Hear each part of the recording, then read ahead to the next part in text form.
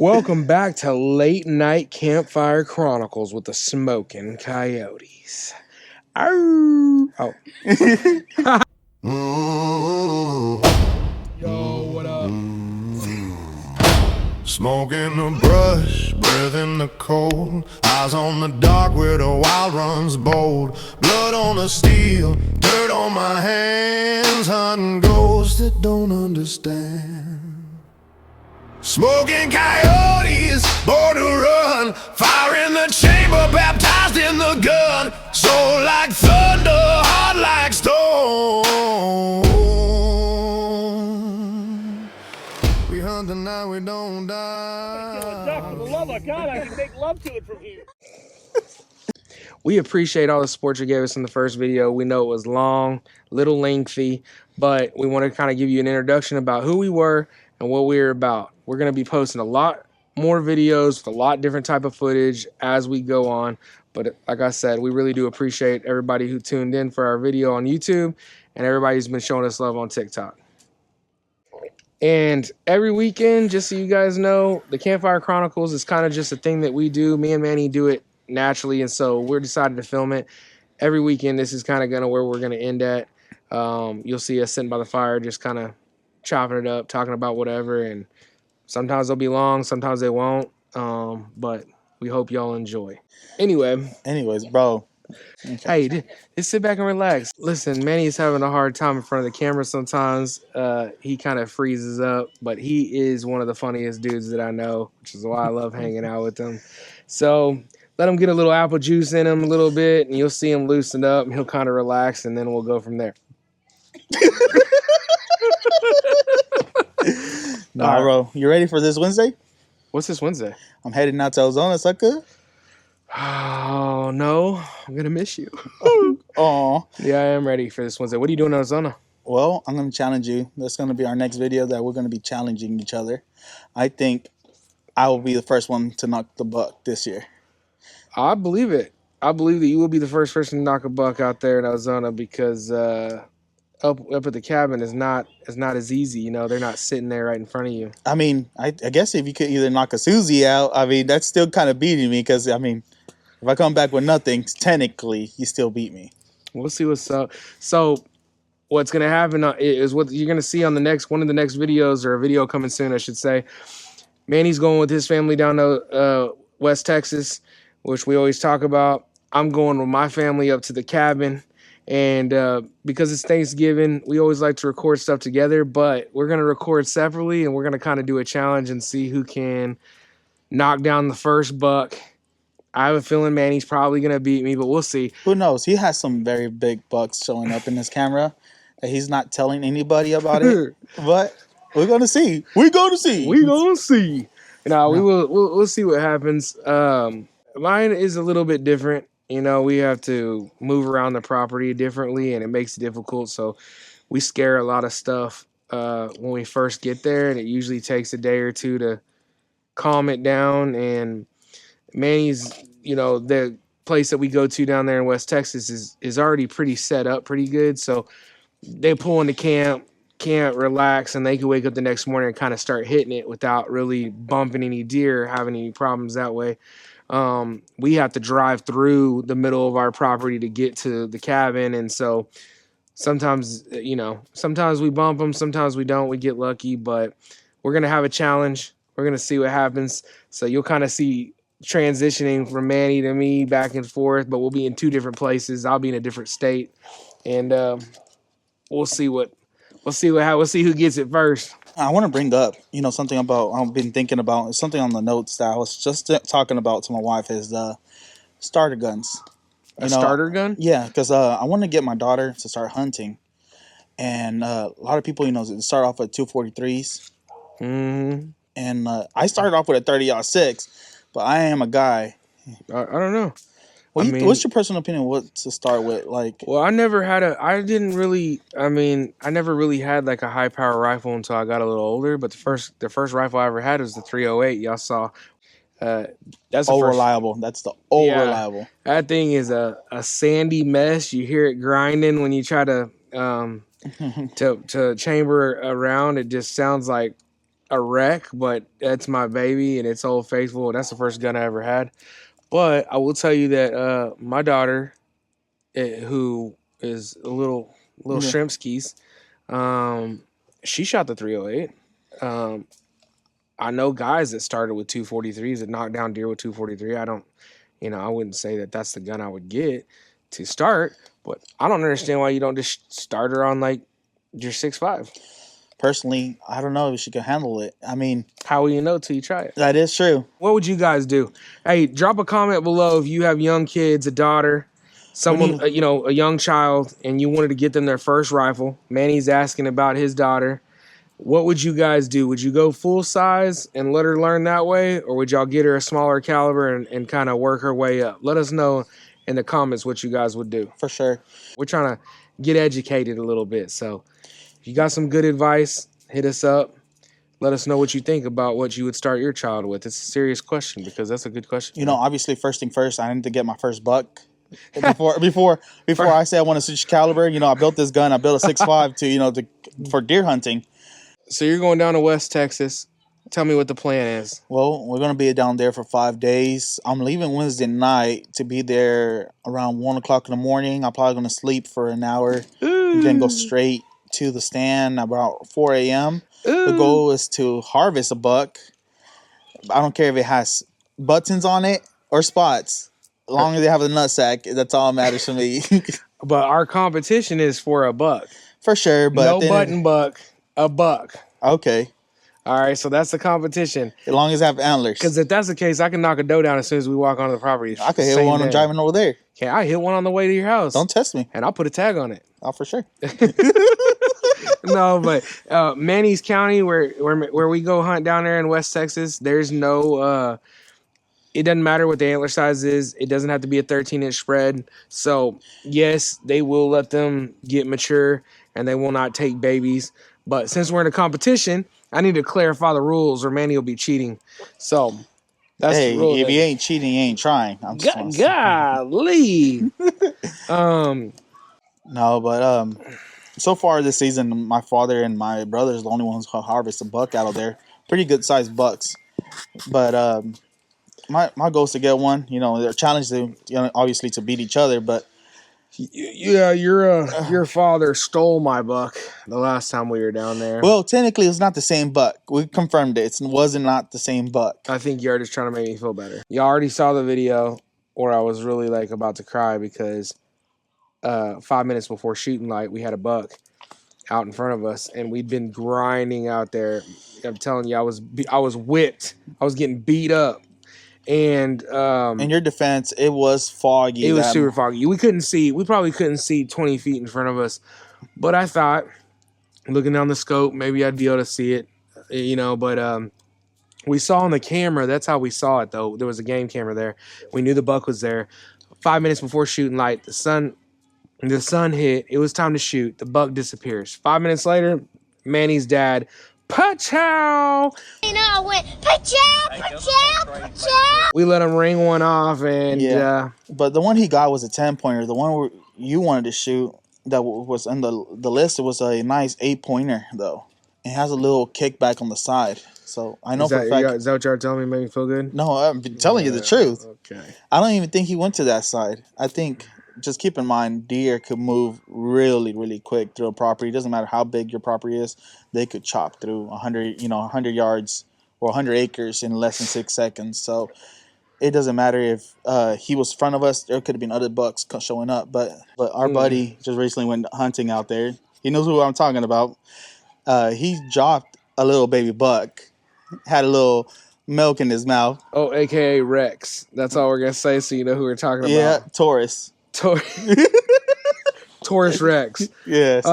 Anyway, yeah, he shot a little baby, but it's coming close to duck season too. I mean, we're already in duck season, but the way how we like to hunt, the second split is coming to here. Second split's coming, December 6th. For sure. I'm ready to go, but the weather needs to get a little colder. I don't like going out hunting when it's hot. I don't know why. I know you do because you're a big old baby. When it comes I hate the cold, man. I can't stand the cold. I know that, but I like the cold. It's just something about it real crispy, bro. That air, bro. You ever No, seen that TikTok about that dude? no. What's it? What's the deal with when you get older, man? You step outside and you got that crisp air, bro. Dude, what is it about getting older that like a crispy morning is just fire, dude? Like you wake up and it's like 60 degrees. It's just crispy out, dude. That's how I feel. You know what I want to talk about, bro? I want to talk about the scary stories, bro, while we're hunting.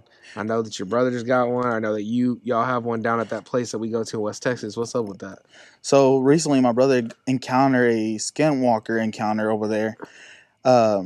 So back in July, he was pig hunting out there, and he said when he first was walking to the stand, he felt like some bad vibes, like something was watching him. Yeah, something was up. Yes, sir. And and then so he walked to the stand, not thinking about it, and usually he goes to sleep. He went to sleep a little bit, but by 11 o'clock, something in his gut told him to wake up.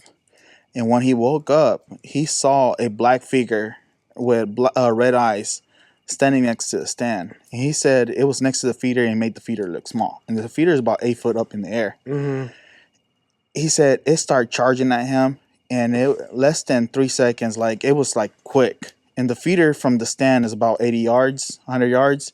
So he said the thing moved so fast that he didn't have time to react. All he was able to say, in God's name, God will protect me and stuff like that. And once he said that black figure hit the stand. He said he felt the stand shake.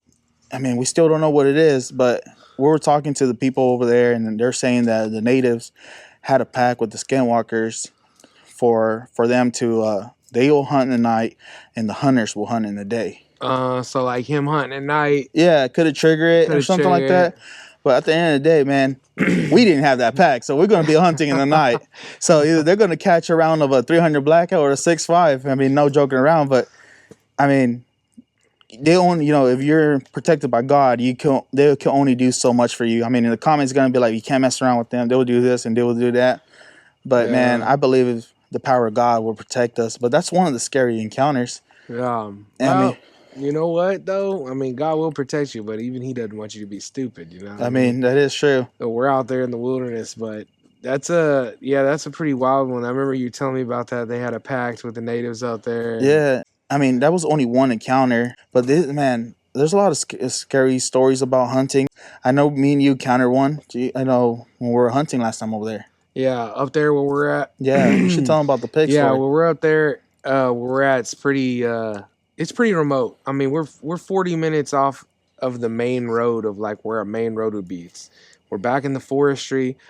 It can get creepy up there. Like I don't ever care if we're up there with a few people. That's why I'm always like real comfortable up there with a few people. And it doesn't bother me when we're at the cabin. I don't really worry about it because I got so many weapons. I'm like, well, whatever. But up there where we're at, and some people will know this, but they have a saying of like the most Sasquatch sightings have been up there in these areas. Now, like I said before, I don't necessarily believe in that, but what I can tell you is that me and Manny were hanging out by the fire last time, and we were just kicking it, and we've been hunting all day, and when we came back, we were sitting by the fire, and it was dark outside, and we were having a little apple juice, and the crazy thing was we heard this loud, man, it sounded like, the only way I could describe it, it's like if Bigfoot was running through the forest and trees were like falling down, that's what it sounded like. And me and Manny were outside. Like I said, we don't really get scared up there at all. So we sit outside with no rifles. There's bears out there for sure. Like, remember we were sitting there that one night at the thing, and that bear was, bear was 120 yards from us. And we were sitting there hanging out, and it sounded like a tree just snapped like a toothpick, just pow. And it, it sounded like it was falling through the trees. So much so, it's like I said, when we got out of that blind that one time, we just froze up, looking at each other. Yes. Then we started cracking up. We started making fun of each other, like, maybe we need to go get a rifle. But then the crazy thing was we weren't thinking anything about it. But when we, fast forward a couple of days and we were coming off the mountain, what we call mountains, like glorified hills, but we were coming off the mountain and we hit that neighbor who lives down. He lives, so like if we're driving through 30 minutes to get down to out to the main road, There's a guy out there, old man, cool as a fan, man. And anyway, he stopped us, and we were chopping it up with him. We were talking about bears, and he was like, "Yeah, I have them on the property every single morning." Well, one of the things he said was, he's like, "Man, I can't stand the skinwalkers." And I was like, "Don't say that to me. What are you talking about?" And he said, "Man, there's things in these woods that people don't talk about. You know, there's a lot of cats out here. There's bears out here. We knew all that." But he was like, "It's the skinwalkers for me, man." He's like, "I'll be walking through there and I'll just feel chills go up my back." And he described it the same way. It Red is- eyes. Yeah, red eyes, just wild feeling, the loud screeches when you hear out there. Now I've heard that if you hear a loud screech like that, that it's probably a cat. Yeah. But he happened to mention it. We didn't think anything of it, but we experienced the tree thing. And the other crazy thing was, like, when we were cutting a trail. This is like really unmanicured land. Like, this is just raw land. We've had to take 4 years to cut trails all through it. But I walked with the dozer guy one time. We got a dozer guy to come up there, which was crazy, man. Shout out to him, because he was absolutely phenomenal. The fact that he was willing to come up there. That road's hard to get down, let alone bring a D9 up there. And but me and him were walking it before we cut the trail, and we found the craziest thing. We were walking this trail in the middle of the forest. I'm telling you, in the middle of nowhere. Like, no one would be there. I mean, no one would be there. Even before us, even the guy we bought it from, he wasn't even out there like that. There was one guy, he wasn't even out there like that. And we found that doll. Yes. That baby doll. And that was the creepiest thing by far that I think I've ever seen. You don't even think about the recent baby dolls. It was like those 80 baby dolls, those scary looking ones. I was walking through this trail, and I caught this thing out the corner of my eye, and I look over, and so I'm like, "What is that?" And I walk up to it, and it's a damn baby doll in the middle of the forest, and it's got a bullet hole straight in the head, bullet holes all over its little body. We're gonna post a picture of it so y'all can see what I'm talking about. No, I'm not bullcrapping. I'm telling you right now, it was a wild feeling, because it sent chills. I was like, "Why? Why is there a baby doll in the middle of nowhere?" I mean, 30,000 acres wild forest, and there's a baby doll out there. How's that doll gonna make it up there? You know, for sure, no kids. I walked that hill with your father, and I was breathing hard. There's no way a little kid will be making those walks. I didn't care about touching it, but a lot of people, I didn't really want to touch it. But then when I was bringing it up, people were like, "Why'd you bring that up here?" That's when I had to send that picture to you, because you weren't up there with us, I don't think, that time. No, I wasn't. Which was wild, because usually I'm up there with him every time. But I sent a picture of it, and I was like, "Look what I found in the middle of the forest where we're walking at." And I said you should have left that thing down there. Man, he was like, "Dude, you should have left that there." He's like, "I don't know why you brought that out to the cabin. Take that shit and drop it back off." Ever since that you brought that up there, we've been encountering spooky stuff. Like, yeah, it's true. One time, me and Ham were fixing something in the cabin. We're doing some plumbing work, and some hogs show up, and obviously, you know, we blasted them. Yeah. And then we're going to do some predator hunting at night. We have a stand in the very bottom of the valley. Yeah, I remember this. And me and Marcus went down there, and we put the pig, and we tied it on the tree. We sat down there for 2, 3, 4 hours with the night vision, and towards the very end of the hunt, we noticed that we couldn't see the pig no more. But keep in mind, this pig was tied to the tree, so it would make noise, so we could hear it and point the guns at it to shoot, you know, whatever, a cat or a coyote or something. And when we went back over there, the hog wasn't there no more. And we don't know if it was a cat or a bear.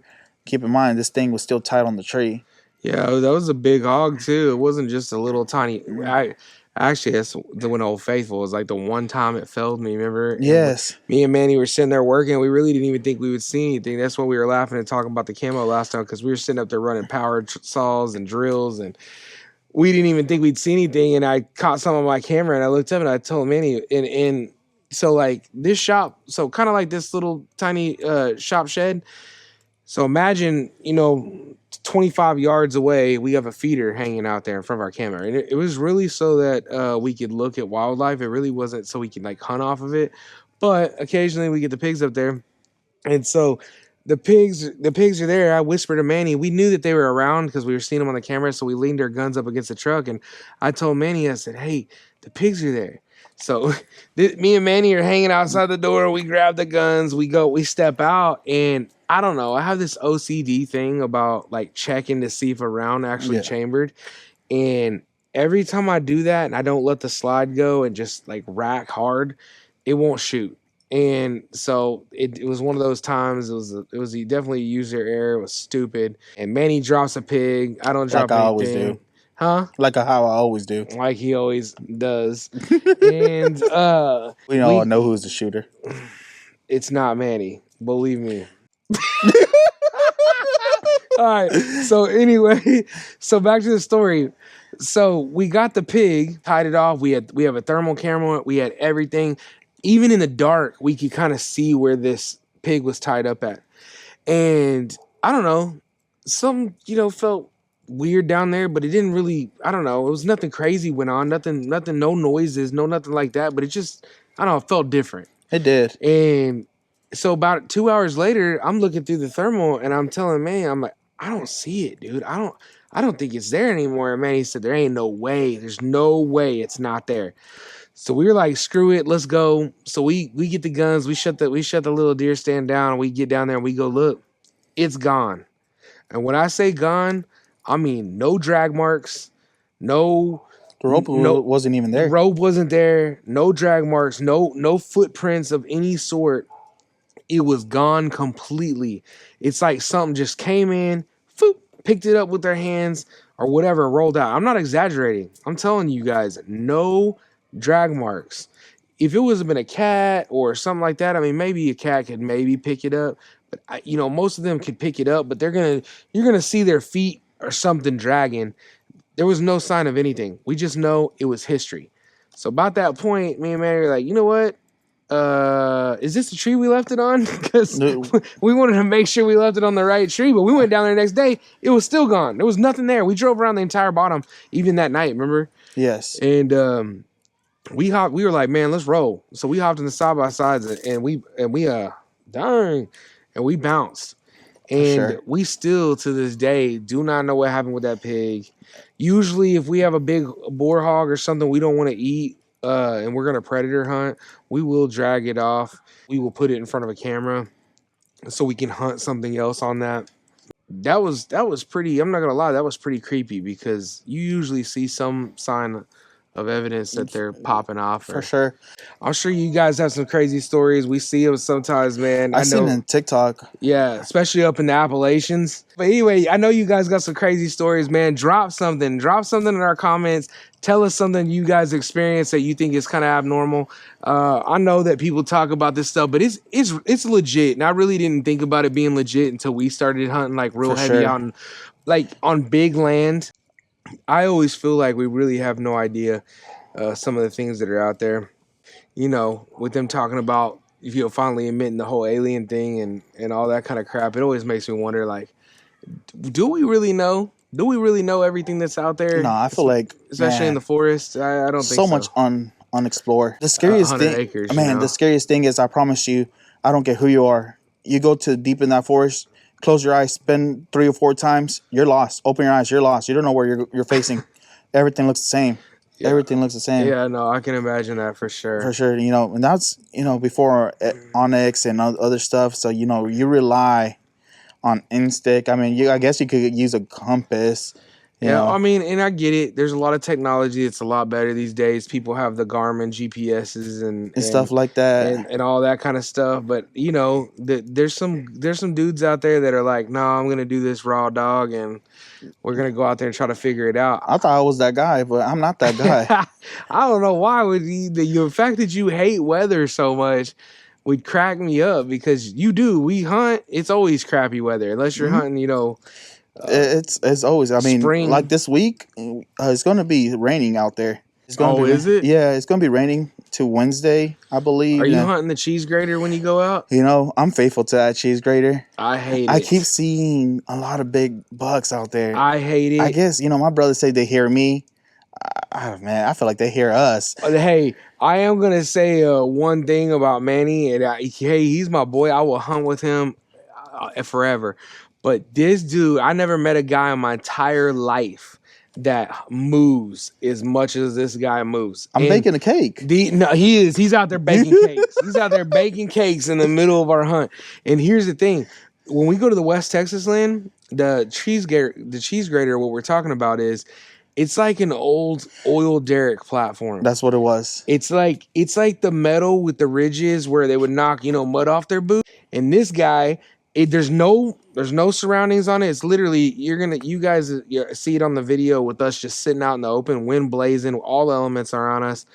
Manny loves it, but for whatever reason, he likes to go there and move around, eat Christmas tree to Little Debbie's, and let the deer know that we're hanging out there. You're gonna see some other stands as well. This time we're gonna be raffling. We're gonna be raffling some numbers. Oh, okay. You're gonna draw numbers. See yeah, man. Because I'm faithful to that cheese grater, but sometimes you gotta hunt the other stands too. We got treated like the bad stepchildren out there.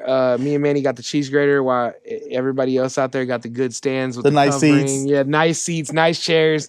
We're sitting on a piece of plywood, but anyway, man, I'm gonna wrap it up right now. I appreciate it for tuning with us. I want to say thank you. You're gonna have some future contact with us. Like, subscribe, leave some comments, man, what you want to hear next or would like to talk about it. There's still some more stories, some TikTok stories that I was listening to about West Texas, Bigfoot encounters, but turned out to be a gorilla. I'll get more stories about that. More gorillas out here. Yeah. Now, like Manny said, man, we really appreciate the support. These Campfire Chronicle videos are more of just you getting to hang out with me and Manny, understand kind of who we are, sit back and chill with us. We're gonna have a lot more content. We're gonna have a lot more videos with all different kinds of stuff, off-grid, hunting, four-wheeling, because we have foolers. We're gonna go riding around. You're gonna see us trying to learn how to shoot the bows. You're just gonna be with us on this grind, and so we appreciate you guys tuning in. Make sure you like, subscribe to our videos if possible, and thanks for all the love and support. We appreciate it. Peace. Peace. Ooh. Yo, what up? Smoking the brush, breathing the cold, eyes on the dark where the wild runs bold. Blood on the steel, dirt on my hands, hunting ghosts that don't understand. Smoking coyotes, born to run, fire in the chamber, baptized in the gun. Soul like thunder, heart like stone. We hunt the night we don't die. For the love of God, I can make love to it from here.